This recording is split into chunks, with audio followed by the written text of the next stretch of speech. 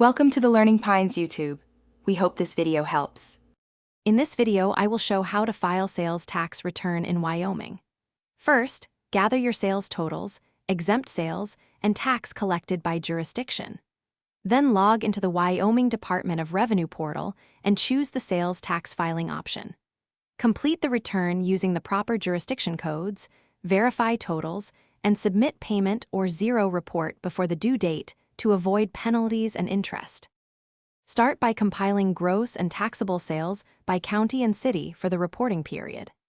Next, subtract exempt sales like resale and qualifying exemptions to get the taxable base. Then apply the correct state and local tax rates and enter each jurisdiction line on the online return, verify calculations, and choose your payment method if tax is due to complete filing quickly and accurately. Always file timely even if your tax due is zero to prevent penalties and compliance issues. Double-check jurisdiction codes and local rates so funds reach the right municipality and avoid costly corrections.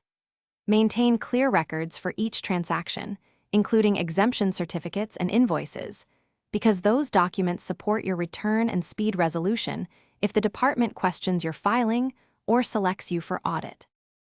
Thanks for watching. Consider subscribing if we helped you.